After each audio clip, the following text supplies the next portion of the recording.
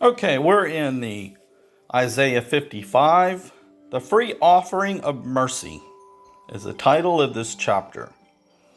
Okay, verse 1, Isaiah 55. Ho, everyone who thirsts, come to the waters. All right, let's stop and see what the waters are. Ephesians 5:26. 5:26. What are the waters?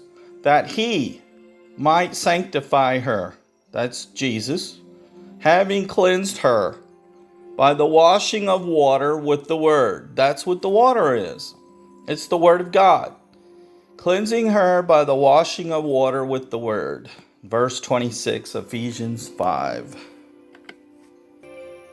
Okay, we are back in Isaiah 55.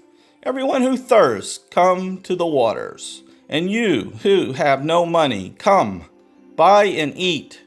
Come and buy wine and milk without money and without cost. You know, our gospel is free. And Jesus came as a free offering. And this is a free offering of mercy. He doesn't expect anybody to pay for the gospel. But yet there's so many preachers out there that want us to pay for the gospel. And verse 1 solves that problem. Verse 2, why do you spend money for what is not bread? A perverted gospel, a watered down gospel, a mixture. Why? You know, in Revelations 19 it talks about the harlot church has a mixture of the word. They don't teach the pure word, they teach a mixture. Okay. So, what is not bread? And your wages for what does not satisfy? Listen carefully to me, the Lord, and eat what is good, and delight yourself in abundance. Verse 3. Incline your ear and come to me, the Lord. Listen that you may live. And I, the Lord, will make an everlasting covenant with you, according to the faithful mercies shown to David. Behold, verse 4, I, the Lord, have made him a witness to the people, a leader and commander for the people. Verse 5, behold, you will come, you will call a nation you do not know. The top of the page. And a nation which knows you not will run to you, because of the Lord your God, even the Holy One of Israel, for he has glorified you. Seek the Lord, which he may be found. Call upon him, which he is near. Verse 7. And let the wicked forsake his way, and the unrighteous man his thoughts, and let him return to the Lord. And then verse, seek the Lord while he may be found, and call upon him while he is near. Verse 7. And let the wicked forsake his way.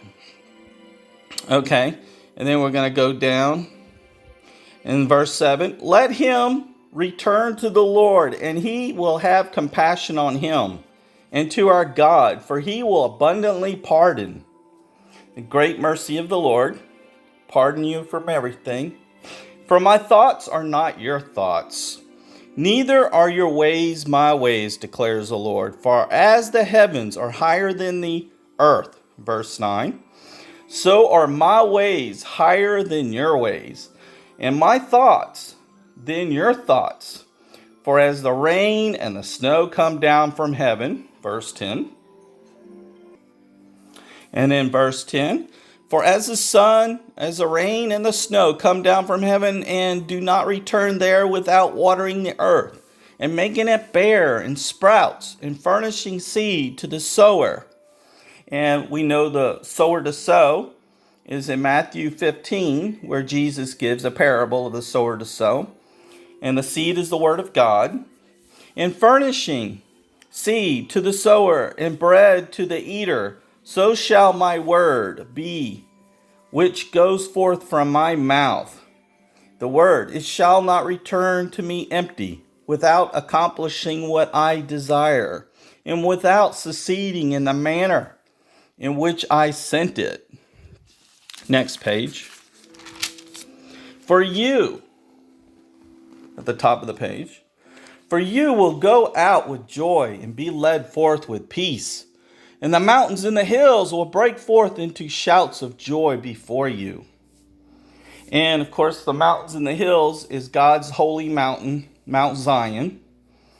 And the hills will break forth into shouts of joy, and all the trees of the field will clap their hands. Verse 13. Instead of the thorn bush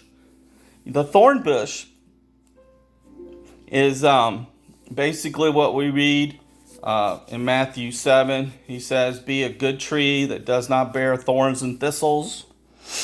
So he's saying, instead of being a thorn bush, the cypress will come up. Instead of the nettle, which is thistles, the myrtle will come up. And it will be a memorial to the Lord for an everlasting sign, which will not be cut off. And of course, he wants you to be a tree of life. And that's in Psalms 1:1, a tree of life. In Matthew 7, he says in verse 15 through 20, there's a good tree that bears good fruit. And the good fruit, of course, we know is love, peace, joy, patience, tolerance, temperance, meekness, goodness, long-suffering, and faith. And that's the good fruit, and that's the tree of life, a good tree.